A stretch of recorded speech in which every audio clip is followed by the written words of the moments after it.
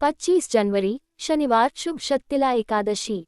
शक्तिला एकादशी व्रत कथा का धार्मिक महत्व बहुत अधिक है।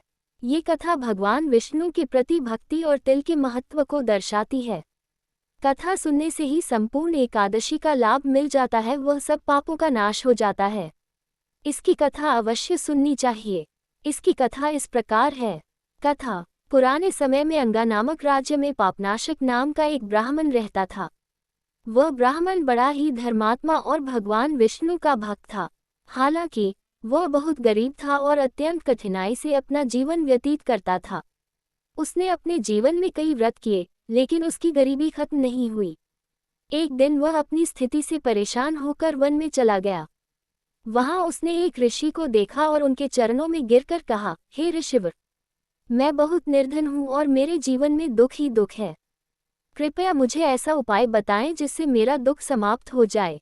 ऋषि ने कहा, हे ब्राह्मण, तुम्हारे पूर्व जन्म के पापों के कारण तुम्हें ये दुख सहना पड़ रहा है।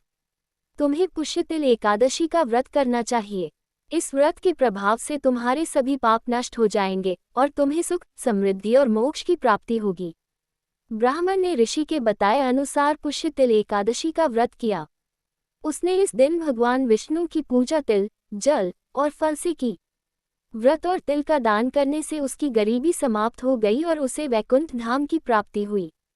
शिक्षाप्रद संदेश। पुष्यतिल एकादशी व्रत का मुख्य संदेश यह है कि भगवान विष्णु की पूजा और तिल का दान करने से व्यक्ति के सभी कष्ट और पाप दूर हो जाते हैं।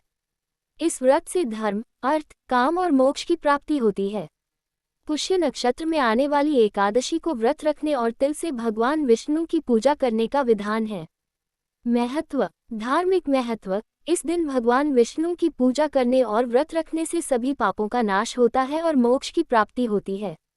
तिल का उपयोग। इस व्रत में तिल का विशेष महत्व होता है। तिल का दान, स्नान और भोजन अत्यंत पुण्यकारी माना जाता है। पापों से मुक्ति। इस दिन किए गए धार्मिक कार्यों और दान से जन्म जन्मांतर के पाप नष्ट होते हैं। व्रत विधि। व्रतधारी प्रातःकाल जल्दी उठकर स्नान करें और स्वच्छ वस्त्र धारण करें। भगवान विष्णु की मूर्ति या चित्र पर गंगाजल छिड़कें। तिल, जल, फल, फूल और पंचामृत से भगवान विष्णु का अभिषेक करें। तिल से बनी वस्तुओं का भोग लगाएं और तिल का दान करें। दिन भर व्रत रखकर भगवान विष्णु का स्मरण करें और शाम को कथा सुनें। अगले दिन ब्राह्मण भोजन और दान देकर व्रत का पारण करें। इस व्रत को श्रद्धा और नियम पूर्वक करने से व्यक्ति को सुख, समृद्धि, शांति और वैकुंठ धाम की प्राप्ति होती है।